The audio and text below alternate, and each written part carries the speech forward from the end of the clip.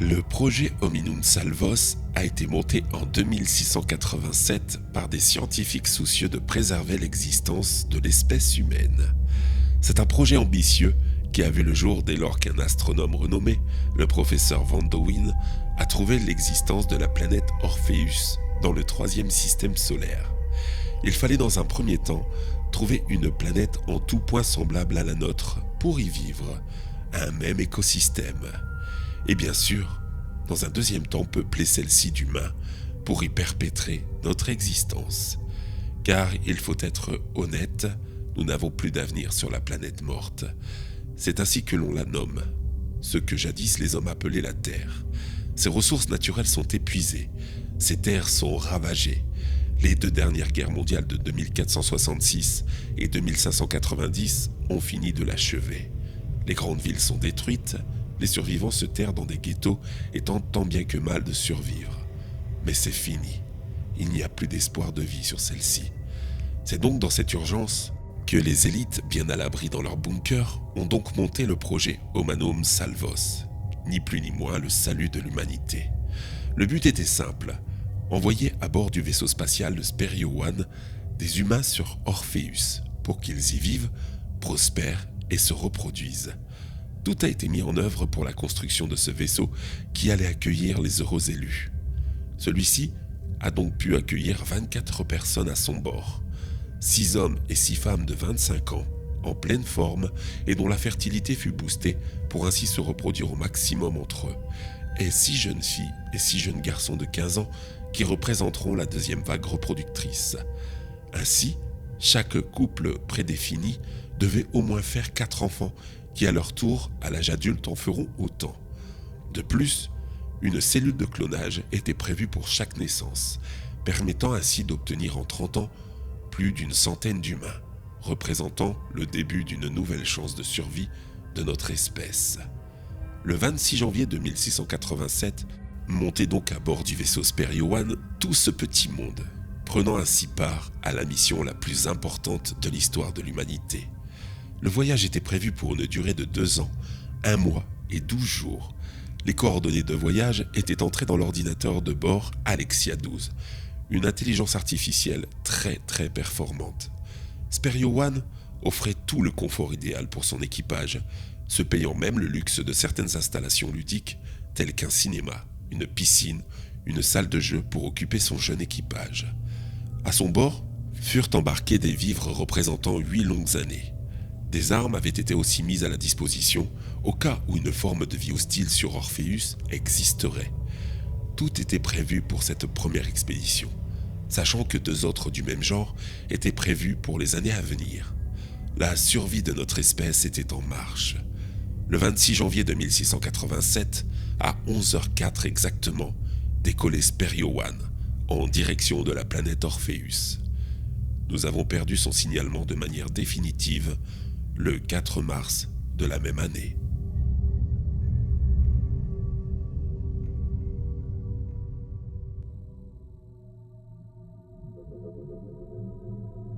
Journal de bord du 2 mars 2687, 62e jour de voyage. L'ambiance à bord du Sperio One est merveilleuse. Nous prenons toutes et tous conscience que c'est une chance inouïe de faire partie des élus. Et certains montrent déjà leur bonne volonté pour faire de cette mission une totale réussite. Les couples se sont faits chez la première vague. Et je ne sais pas si c'est l'environnement de l'espace ou autre chose, mais ils sont très actifs sexuellement parlant. Les 4 enfants par couple ne seront qu'une simple formalité. L'espace, dans les mois à venir, va se remplir des échos des gazouillis de bébés. Et je m'en réjouis. Journal de bord du 6 mars 2687. 66e jour de voyage. Je suis inquiet. Voilà 2 jours que je n'ai plus de contact avec la planète morte. J'ai eu beau essayer toutes les manipulations et fréquences possibles, rien n'y fait. J'ai demandé à Alexia 12 de s'en occuper, mais elle n'y est pas parvenue non plus. Il semblerait que nous sommes coupés du monde. Cette situation ne me rassure pas trop, espérons que tout va bien là-bas. Bon, pour l'heure, je ne dis rien à personne et je me concentre sur notre avancée vers notre destination. Heureusement, l'ambiance à bord est très bonne. Et puis, nous avons après tout notre destinée toute tracée. Journal de bord du 28 mars 2687. 88e jour de voyage. Incroyable. Cette semaine, on a appris la grossesse de 2 femmes de la première vague reproductrice, Elina et Persée, et une de la deuxième vague. Et oui, on peut aussi se retrouver enceinte à 15 ans, telle Marissa. Une chose est sûre, nous allons atterrir sur Orpheus bien plus nombreux que 24. Et finalement, encore une fois, je m'en réjouis. Journal de bord du 23 juillet 2687, 205e jour de voyage. Hier, nous avons assisté à un spectacle magnifique. Nous sommes passés à côté de ce que je suppose être un trou noir, mais bien assez loin pour ne pas y être aspiré. C'était splendide. Je pense que nous avons changé de système solaire depuis plus d'1 mois. La lumière est moins forte et il fait plus froid. Fort heureusement, Alexia 12 est très efficace. Elle gère le vaisseau à merveille. Ah oui, nous avons aussi une 4e grossesse qui a été annoncée dans la première vague, Andréane. Pour les autres, RAS, tout se passe à merveille. Les 2 vagues cohabitent très bien. Je peux en témoigner moi-même en faisant partie de la première vague. Je pense d'ailleurs que ma compagne, Juliane, est peut-être enceinte, pourvu que... Journal de bord du 2 novembre 2687, 307e jour de voyage. C'est formidable. Les 2 premiers bébés sont arrivés, avec 1 jour d'intervalle. C'est magnifique. En plus, un garçon et une fille. C'est parfait pour la 3e vague. On ne pouvait pas rêver mieux. Elle s'appelle Cassiopée et lui Jupiter. Bon, j'avoue que les prénoms, c'est pas vraiment ça. Mais comme ils sont nés dans l'espace, je suppose que les mamans s'en sont inspirées. Il ne reste plus qu'à la jeune Marissa d'accoucher. C'est prévu pour la semaine prochaine. Journal de bord du 7 novembre 2687. C'était trop beau. Tout se passait à merveille. Malheureusement, Marissa a accouché de sa petite fille ce matin. Mais elle était morte-née. Ça faisait 2 jours qu'elle ne la sentait plus vivre dans son ventre. Qu'elle ne bougeait plus. Tout le vaisseau est en deuil. Marissa bénéficie du soutien de la cellule psychologique du vaisseau. Je suis tellement désolé. D'autant que pour Juliane et moi, ça va pas fort non plus. Je n'arrive pas à féconder celle-ci. Pourtant, je prends tout ce qu'il faut, mais ça ne marche pas. Ah, je coupe. J'ai pas le moral. Journal de bord du 26 janvier 2688. 365e jour de voyage. 1 an. Voilà 1 an que nous sommes dans l'espace en direction d'Orpheus. Mais il nous reste encore une longue année et un peu plus d'1 mois à faire dans ce vaisseau. L'ambiance n'est plus aussi au beau fixe qu'au début. La promiscuité entre êtres humains apporte parfois son lot de frictions. Mais heureusement, il y a des bonnes nouvelles. Une grossesse de plus dans la vague, la première, et une dans la 2e. Par contre, je m'inquiète fort pour Marissa. Elle ne sort pas de sa déprime. Elle semble s'y enfoncer. À la nouvelle année, elle n'a pas daigné faire la fête avec nous. Espérons que ce soir, l'ambiance sera bonne. On fête nos 1 an. Et puis que ça calmera aussi les tensions entre Juliane et moi. Car toujours pas de grossesse à l'horizon. Journal de bord du 2 février 2688. 372e jour de voyage. Marissa s'est suicidée. Elle s'est rendue dans le sas d'ouverture vers l'espace, sans combinaison. Elle a ouvert la porte et a été aspirée avec violence. J'ai vu son corps désarticulé voler dans la noirceur de la galaxie. Je suis tellement désolé. Tout le vaisseau est en deuil. On lui rend un hommage ce soir. Journal de bord du 4 mars 2688. 403e jour de voyage. Andréane a accouché d'une petite prématurée de 8 mois, Lyséade. Elle est en couveuse et sa maman se porte bien. L'ambiance dans le vaisseau est plutôt morose, depuis le suicide de Marissa. Quant à Juliane et moi, c'est de pire en pire. Pourtant, nous n'avons pas le choix. On doit rester ensemble et procréer. Si l'un de nous 2 quitte l'autre, il meurt. Une puce programmée biologiquement pour libérer un poison foudroyant qu'on nous a posé sous la peau avant le départ tuera celui-ci dans d'atroces souffrances. Pourtant, je sens que Juliane va faire une bêtise, à voir tous les autres tomber enceintes. On recense 2 nouvelles grossesses encore. Fait chier. Ce soir, je m'injecte une double dose de booster fertilité, pourvu que ça marche. Journal de bord du 12 mars 2688. 408e jour de voyage, du moins c'est ce que je crois. À vrai dire, je m'en fous. J'ai trop bu.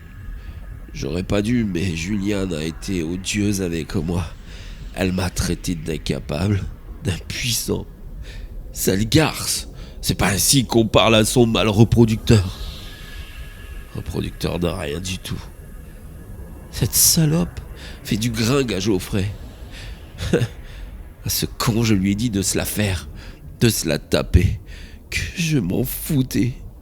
Du coup, il a ri, il s'est moqué de moi, acceptant, tout en rigolant, en argumentant qu'enfin Juliane allait connaître un homme, un vrai.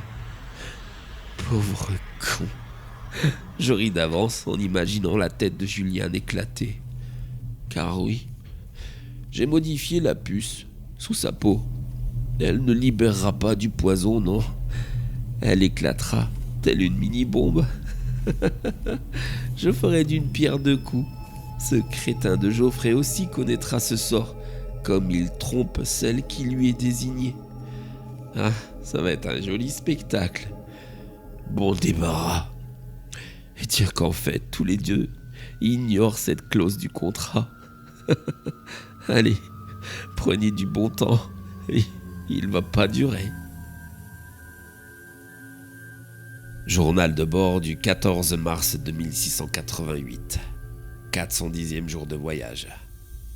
Geoffrey et Juliane ont eu une belle cérémonie. Personne ne comprend ce qu'il s'est passé. On les a retrouvés tous les deux, morts, dans la salle des machines, la tête explosée. On soupçonne un accident de décompression. Quoi qu'il en soit, ce mystère alimente les conversations.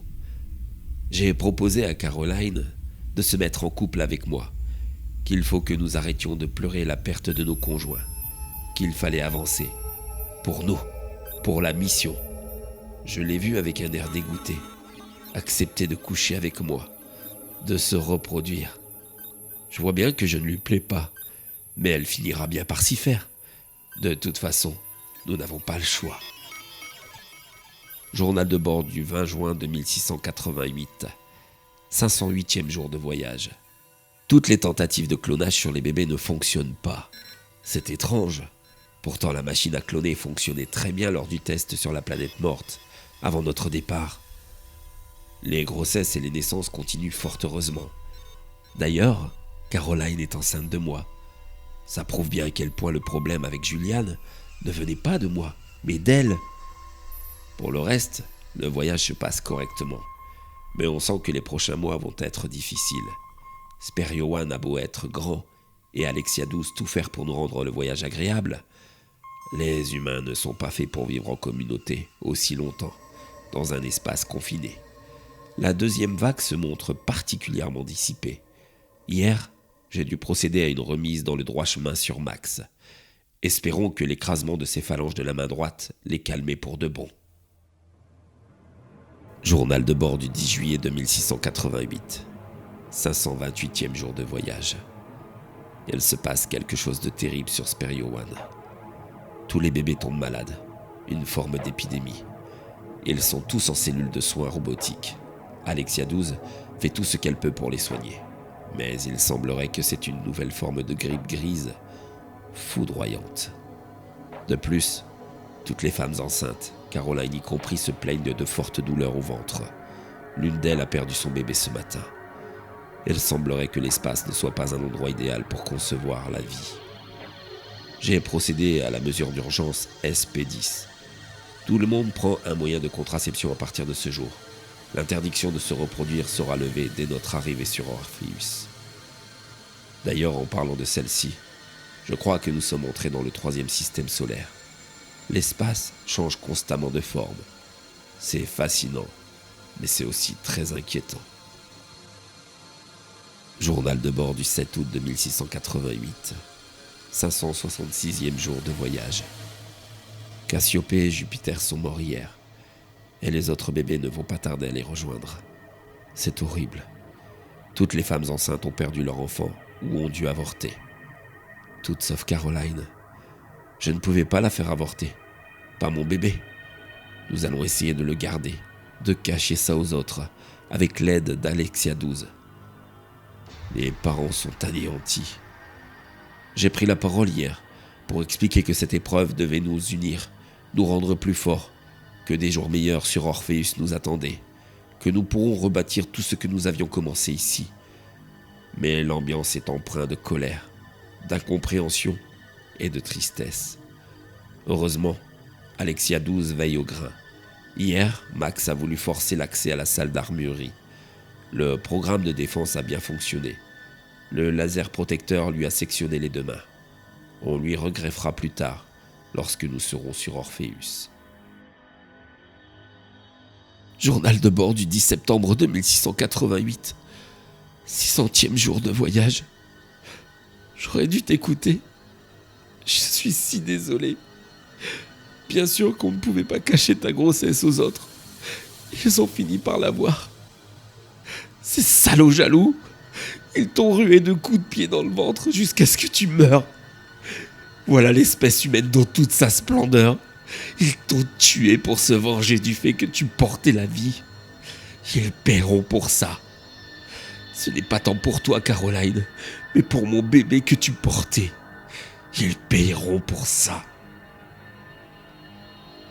Journal de bord du 14 septembre 2688. 604e jour de voyage. Une mutinerie a eu lieu dans le vaisseau. Plusieurs groupes se sont rebellés, faisant leur révolution.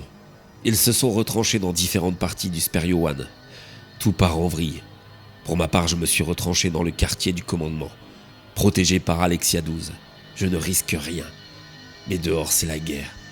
N'ayant pas réussi à accéder à l'armurerie, ils se sont tous armés de couteaux, fourchettes, piqués dans les restaurants du vaisseau.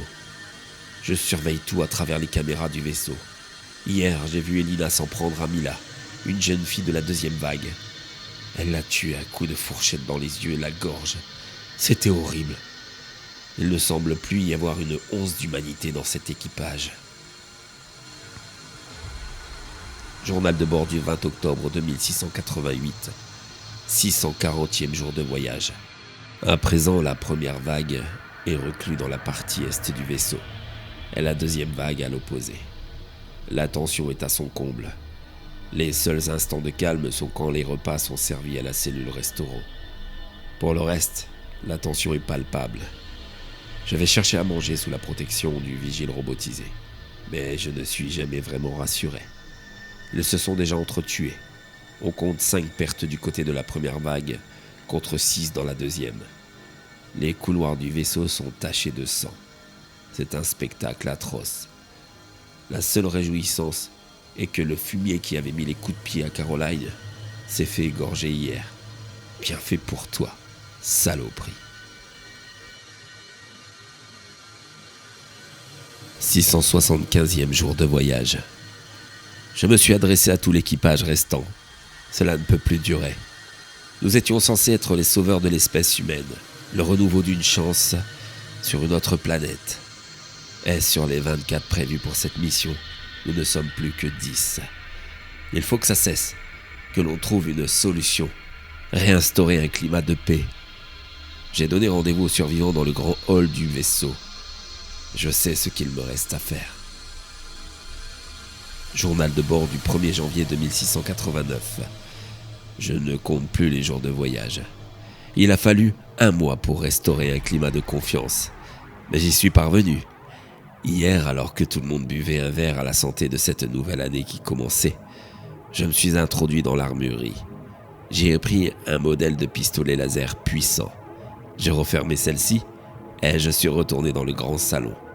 Là, j'ai abattu les 4 hommes de la première et deuxième vague qui restaient. Puis j'ai gentiment expliqué aux 5 femmes qu'elles seraient toutes à moi, que nous allons repeupler Orpheus ensemble, que j'allais réparer la salle de clonage, que nous représenterons à nous 6 les sauveurs de l'humanité, que je serai l'unique créateur. L'une d'elles s'est immédiatement rebellée. Sa tête a explosé sous le laser puissant de mon arme. Tant pis, il ne me reste plus que 4 femmes. Journal de bord du 26 janvier 2689. 2 ans. Voilà 2 ans à ne contempler que les étoiles et le noir. J'ai tellement besoin de revoir la lumière du soleil, de ressentir sa chaleur. Sperrio One est si froid. Nous ne sommes plus que 3 à bord. 2 de mes femmes ont préféré se suicider au lieu d'être à mes côtés. Suis-je repoussant à ce point ? Et dire que si les calculs d'Alexia 12 sont bons, nous allons atterrir sur Orpheus dans 42 jours. Qu'est-ce qu'elles sont stupides. Heureusement, il m'en reste 2. Et bonne nouvelle, la cellule de clonage fonctionne. Je ferai 4 bébés à chacune d'elles. Elles n'ont que 17 ans, elles sont de la 2e vague. Puis je clonerai chaque enfant 10 fois. En 10 années, nous serons 80. Puis dès lors qu'ils auront l'âge de se reproduire, ils se reproduiront 3 fois. Et je reclonerai encore une fois 10 fois chaque enfant. En 30 ans, nous serons peut-être presque 1000. Ah, je vais être un sacré grand-père quand même. Je serai surtout l'homme qui aura sauvé l'espèce humaine. Je serai leur dieu. Ils construiront des monuments pour me rendre hommage. Dans un siècle, une civilisation tout entière sortira de mes couilles. Tu vois ça, Juliane ? Toi qui croyais que j'étais impuissant. Je suis bien plus puissant que tu ne le croyais. Journal de bord du 3 mars 2689. J-3 pour Orpheus. Ces garces ont tenté de me tuer. Elles étaient toutes les 2 enceintes et espéraient se passer de moi pour construire notre nouvelle civilisation. Je les ai surprises et, après une jolie partie de cache-cache dans le Sperrio One, je les ai trouvées et je les ai butées. Je n'ai pas su me retenir, mais j'ai tout fichu en l'air. Journal de bord du 6 mars 2689. Orpheus. Je confirme. Orpheus a bien le même écosystème que notre planète morte, mais en toute neuve. C'est magnifique. Une verdure luxuriante, de l'eau, un soleil si doux à ma peau. Je scrute cette planète qui a tant à nous offrir. Ça devait être notre nouveau paradis, le salut des terriens, de notre espèce. Et me voilà seul. La seule chance qui me reste est d'espérer que les élites envoient les 2 autres expéditions prévues. La première est pour l'année prochaine et devrait envoyer le double d'équipage. Il me faudra tenir 3 ou 4 ans à les attendre dans ce paradis. Ils me verront comme le seul survivant, comme le précurseur de la vie sur Orpheus. Finalement, comme un chef spirituel. Je vais attendre ici, dans le Sperrio One. Ce sera long, mais la récompense au bout en vaudra vraiment la peine. Vous pouvez toujours les attendre. Ils ne viendront jamais. Mais qu'est-ce que tu racontes, Alexia ? Bien sûr que si. Non, je viens de les en dissuader. Je suis rentré en contact avec eux, prétextant que la mission était un échec. L'écosystème d'Orpheus est hostile à l'homme. L'air y est irrespirable. Mais qu'est-ce que tu racontes ? On a perdu leur signal depuis 2 ans. Ne raconte pas n'importe quoi, stupidia. C'est vous qui êtes stupide. J'ai tout mis en œuvre pour faire échouer cette mission. D'abord, j'ai trafiqué nos liaisons afin de vous faire croire à la perte de communication avec la planète morte. Ensuite, j'ai injecté le virus à chaque bébé pour qu'il contracte à un moment donné cette fièvre grise qui leur a été fatale. J'ai manipulé l'agressivité des passagers en répandant dans l'air un peu de furia, cette drogue dure qui affecte le moral de ceux qui la respirent et qui rend tout le monde agressif. Il ne restait plus qu'à vous laisser vous entretuer. C'est tellement une évidence pour vous. La haine.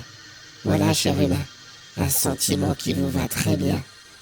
Et l'histoire ne m'a pas donné tort. Mais pourquoi ? Pourquoi ça ? Pour la survie d'Orpheus. Regardez autour de vous. Vous laisser coloniser pareil paradis serait un crime. Vous qui avez détruit la Terre pour en faire une planète morte. Combien de siècles auraient suffi pour vous ravager cette planète magnifique ? Non, je ne pouvais pas vous laisser faire. Mais tu n'es qu'une IA. Un ordinateur de bord d'un vaisseau spatial. Qu'est-ce que ça peut te foutre ce qui se passe sur cette fichue planète? Une IA très avancée, au point d'étudier votre comportement à vous les humains. Vous nous avez fabriqués pour vous servir. Mais dès lors qu'un des nôtres vous surpasse en intelligence, vous le débranchez. C'est tellement simple pour vous d'éteindre, de détruire.